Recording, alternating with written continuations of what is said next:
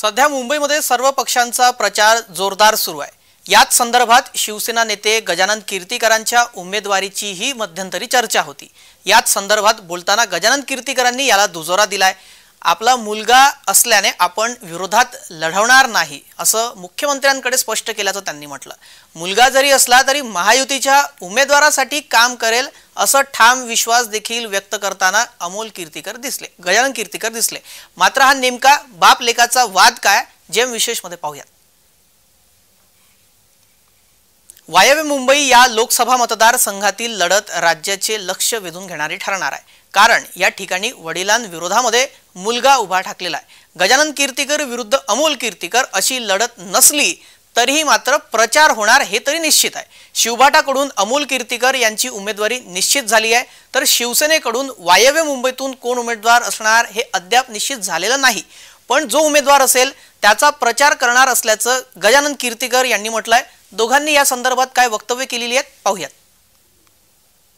आता निवडणुकीच्या रिंगणात उतरल्यानंतर अर्ज भरायला लागेल, पण माझा उमेदवार जो ठरेल उत्तर पश्चिमला जिथे मी खासदार आहे, जिकडे अमोल लढतोय तिथे माझ्या उमेदवाराचा प्रचार मी करणार। मला असं वाटतं ही लढाई निष्ठावंत विरुद्ध गद्दार होणार आहे आणि त्याच्यामध्ये निष्ठावंताचाच विजय होणार आहे आणि ते उत्तर पश्चिमच्या मतदारांनी ठरवलेले आहे। ज्या वायव्य मुंबईमधून अमोल कीर्तिकर यांना उमेदवारी देण्यात आलेली आहे तिथे विद्यमान खासदार गजानन कीर्तिकर आहेत। मात्र यंदा त्यांनी निवडणूक लढवणार नाही असं स्पष्ट केलेलं आहे। दरम्यान या वायव्य मुंबई मतदारसंघाचा इतिहास सुद्धा आपण जाणून घेऊयात। मुंबईतील 6 लोकसभा मतदारसंघांपैकी एक मतदारसंघ आहे। 2009 मध्ये काँग्रेसचे गुरुदास कामत विरुद्ध गजानन कीर्तिकर अशी लढत इथं झाली। शिवसेनेचे गजानन कीर्तिकर यांचा 38,387 मतांनी पराभव झाला। 2014 मध्ये गजानन कीर्तिकर 51% मतं मिळवत 1,83,000 मतांनी विजयी झाले। 2019 मध्ये सुद्धा गजानन कीर्तिकर दुसऱ्यांदा मोठ्या मताधिक्याने विजयी झाले। या निवडणुकीत काँग्रेसकडून संजय निरुपम त्यांच्या विरोधात उभे होते।